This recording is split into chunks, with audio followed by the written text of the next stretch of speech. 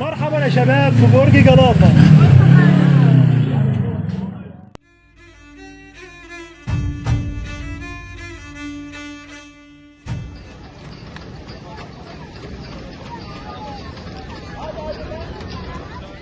من شيرين إفلر إلى تقسيم.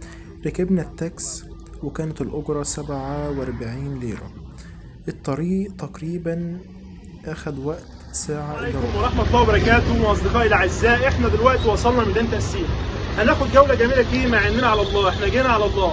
فريق ايه ده؟ خليها على الله. فريق خليها على الله. خليها على الله. مش عارفين أي حاجة، لكن هنتجول وهنمشي كده على الله صحيح. فأنت لو مقدر تعبنا لازم تدوس دلوقتي لايك للفيديو ده وتشترك في القناة. إحنا دلوقتي هنتجه للميدان، هيا بينا على الله.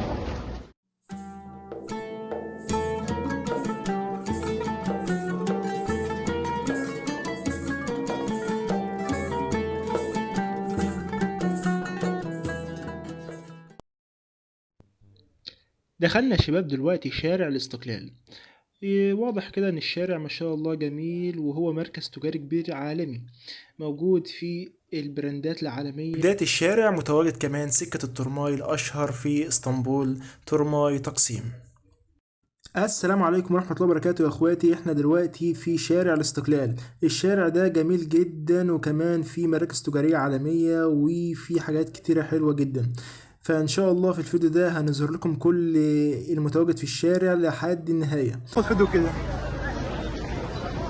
مصطفى من اشهر المراكز التجاريه اللي موجوده هنا، بتعمل حلويات وتصنع الحاجات اللي هي الشرقيه الجميله او الغربيه الله اعلم. المحل ده موجود من 1864، بقاله زمن، يعني بقاله حوالي تقريبا 100 سنه ولا 100 وشويه كمان.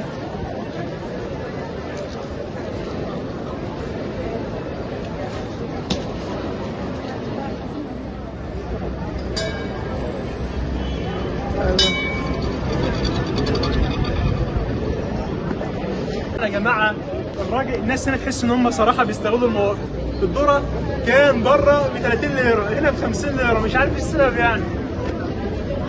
طبعا يا جماعه في محلات تجاريه هنا كتير. طبعا لو عايز مثلا تجيب ملابس، عاوز تجيب ريح زي عربيه برضك للناس المحجبات، تقدر تجيب كل حاجه.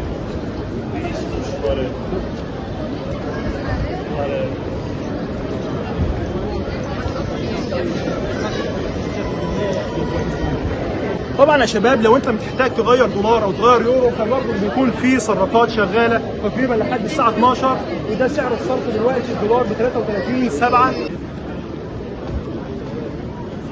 وعايز اعرفك يا صاحبي ان فودافون مش بس في مصر، فودافون هنا كمان في تركيا.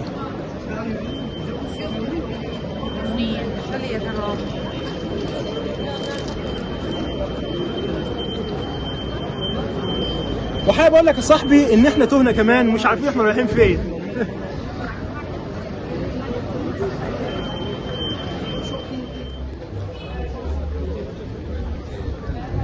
ليه جدع واعمل معايا الصح، واعمل لي لايك، اعمل لي اشتراك، اي حاجه كده بربع جنيه مش فارقه معايا، ولكن انا محتاج دعمكم الفتره دي كتير جدا علشان استمر باذن الله تعالى.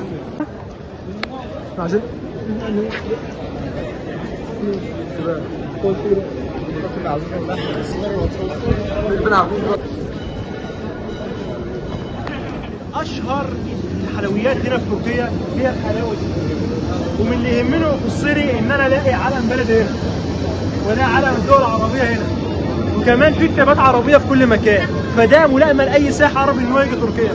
مش بنقول كده يا جماعه والله عشان راجل تركيا، لان انا ما شفتش حاجه وحشه. ممكن غيري مثلا شاف حاجه وحشه، لكن انا ما شفتش حاجه وحشه.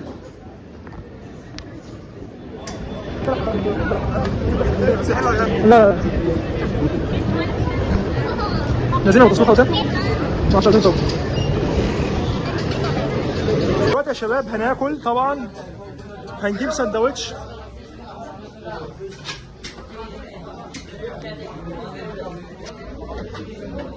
نقول بسم الله.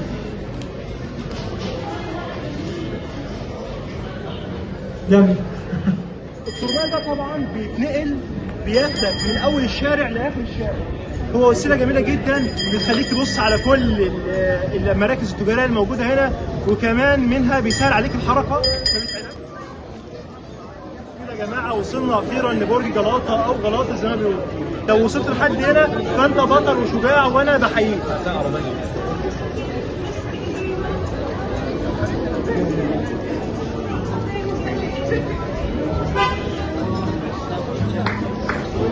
طبعا في دخلة البرج بيكون في هنا محلات ومطاعم.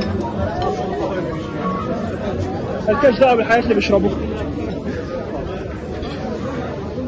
شباب احنا سالنا عن الطلوع فوق، قال لك ب 30 يورو، يعني تقريبا ب 1500 ليره. بصراحه حرام ان انا اطلع ومعناش فلوس. يا جماعه اللي ممكن تشوفها في تركيا هي ان الاذان شغال دايما، واحنا بنصور دلوقتي العشاء حالا بتبدا، وده عربي كويس، واحنا بنكون فخورين ان الاذان بتاعنا بيترفع في اي ارض، لان الارض هنا مسلمه طبعا. جوزين احسن ناس، الله يبارك لك.